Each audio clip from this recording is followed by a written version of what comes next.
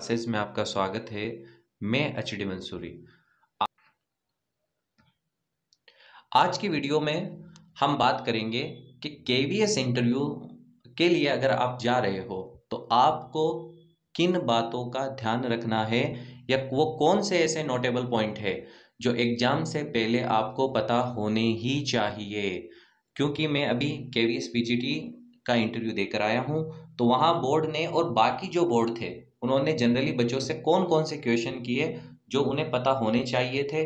तो इसको हम 3 पार्ट में डिवाइड करेंगे। First self introduction, second general awareness और थर्ड डेमो टीचिंग। तो सबसे पहले हम बात करते हैं सेल्फ इंट्रोडक्शन की। आपको जैसे ही आपका डॉक्यूमेंट वेरिफिकेशन होगा, डॉक्यूमेंट वेरिफिकेशन होने के बाद में आपको अलग अलग सीट पे बैठा दिया जाएगा और एक एक करके आपके बायोडाटा जो इंटरव्यू पैनल है या इंटरव्यू बोर्ड है उनके पास जाएंगे और वो जाते ही सबसे पहले आपको गुड मॉर्निंग करना है, वो आपको बैठने के लिए कहेंगे और अटेंडेंस सीट पर आपके साइन करवाएंगे।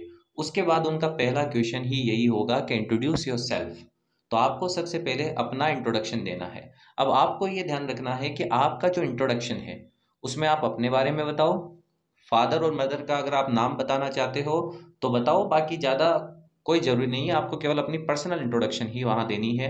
उसके बाद में आप कहाँ से बिलोंग करते हो, किस स्टेट से बिलोंग करते हो, देन आपने क्या एजुकेशन क्वालिफिकेशन ली है। फिर इतना होने के बाद में अगर आपने सीटेट की है, नेट की है, तो आप उन क्वालिफिकेशन को भी यहाँ ऐड कर सकते हो। उसके बाद में अगर आप प्राइवेट में कहीं टीचिंग कर रहे हो तो आपको अपने पर्सनल इंट्रोडक्शन में उसको भी मेंशन करना है। देन आपको अपनी हॉबी बतानी है और आपको अपनी स्ट्रेंथ बतानी है। वीकनेस आपसे पूछी जाए तो ही आपको बताना है, अदरवाइज आपको वीकनेस नहीं बतानी है। और जो भी आप अपने इंट्रोडक्शन में बता रहे हो उन सब के पीछे आपका लॉजिक होना चाहिए और आपको अगर क्रॉस क्वेश्चन किया जाए तो आपको उसका आंसर पता होना चाहिए। तो ये चीज़ आप ध्यान रखोगे सेल्फ इंट्रोडक्शन के लिए। मिरर के सामने बैठकर आप बार बार अपना सेल्फ इंट्रोडक्शन इंट्रोडक्शन है या उसको तैयार करें। कोशिश ये करें कि ये इंग्लिश में रहे। उसके बाद में जैसे ही आपका सेल्फ इंट्रोडक्शन होगा, जनरली वो कुछ क्वेश्चन जो आपको आने ही चाहिए। फर्स्ट ऑफ ऑल, आप जिस कैटेगरी से बिलोंग करते हैं आपको ये पता होना चाहिए कि आपके स्टेट में उस कैटेगरी का नंबर क्या है। यानी जो भी आपकी कास्ट है वो इंडिया में यानी सेंट्रल जो रिजर्वेशन है ओबीसी का उसमें कितने नंबर पर है और आपकी जो कास्ट है वो स्टेट ओबीसी में कितने नंबर पर है। उसके बाद में स्टेट ओबीसी से रिलेटेड इसी तरह अगर आप ईडब्ल्यूएस में हो, एसटी में हो, एससी में हो तो आपको अपनी कैटेगरी के यानी आपको अपनी कैटेगरी के बारे में पता होना चाहिए कि उसे स्टेट में कितना रिजर्वेशन है, उसे सेंट्रल में कितना रिजर्वेशन है। सेंट्रल में आपकी कैटेगरी से रिलेटेड जो बोर्ड है उसका मिनिस्टर कौन है या बोर्ड है उसका डायरेक्टर कौन है, स्टेट में उस बोर्ड का डायरेक्टर कौन है। क्योंकि मुझसे जाते ही यही क्वेश्चन किया गया था कि आप ओबीसी हो तो बताइए कि आपके स्टेट में ओबीसी की टोटल कितनी कैटेगरी है या कितनी टोटल कास्ट है जो ओबीसी में है, आपके ओबीसी बोर्ड का मिनिस्टर कौन है। ये सब चीज़ें आपको पता होनी चाहिए जिस भी कैटेगरी से आप जा रहे हो। सेकंड, जिस स्टेट से आप जा रहे हो उस स्टेट का अगर कोई प्लेयर आईपीएल में है और वो प्लेयर नोटेबल है तो आपको उस प्लेयर के बारे में पता होना चाहिए। आपके स्टेट में अगर कोई इवेंट चल रहा है तो आपको उस इवेंट के बारे में पता होना चाहिए। आपको केवीएस के बारे में पता होना चाहिए कि टोटल इंडिया में अभी कितनी केवीएस है और उन केवीएस में से कितनी आउट ऑफ इंडिया है यानी अब्रॉड में कितनी है। जैसे एक तेहरान में है, एक काठमांडू में है और एक मॉस्को में है, तो 3 केवी है वो इंडिया के बाहर है और बाकी केवी है वो इंडिया में है। फिर केवी के डिप्टी कमिश्नर, केवी के हेडक्वार्टर, इनके बारे में आपको पता होना चाहिए।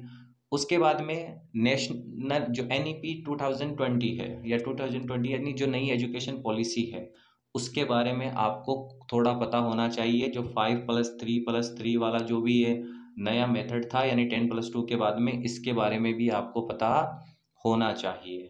तो जिस स्टेट से आप आ रहे हो, जिस डिस्ट्रिक्ट से आ रहे हो उसके बारे में आपको अच्छी तरह से जानकारी होनी चाहिए।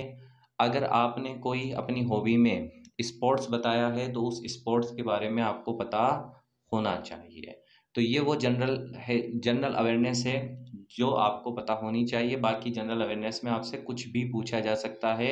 बस ध्यान ये रखो कि जो भी आपसे पूछा जाएगा वो आपसे रिलेटेड होगा, आपकी कम्युनिटी से रिलेटेड होगा, आपके डिस्ट्रिक्ट से रिलेटेड होगा, आपके स्टेट से रिलेटेड होगा, वो आपकी कम्युनिटी से यानी आपकी कास्ट से रिलेटेड होगा। तो वैसे ही क्वेश्चन केवी आपसे पूछेगी। फिर देन डेमो टीचिंग।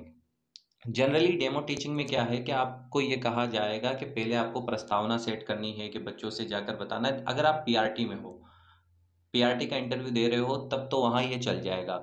लेकिन टीजीटी में एक चीज़ ध्यान रखो, क्योंकि जैसे हम पीजीटी में हमें 2 मिनट 3 मिनट से ज़्यादा डेमो का टाइम नहीं मिला, तो आपके लिए भी ऐसा हो तो आप दो चीज़ों के लिए पहले तो प्रिपेयर रहो।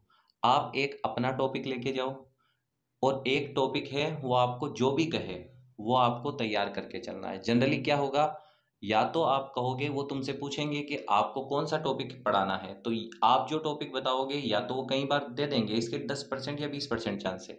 ज़्यादा चांस ये है कि जो टॉपिक आप बताओगे उसके अलावा वो आपसे कहेंगे दूसरा टॉपिक कौन सा तैयार करके लाए हो वो बताओ। नहीं तो वो कई बार आपसे कहेंगे कि आपको कौन सा चैप्टर बढ़िया आता है, उस चैप्टर का कोई सा भी टॉपिक हमें बताओ।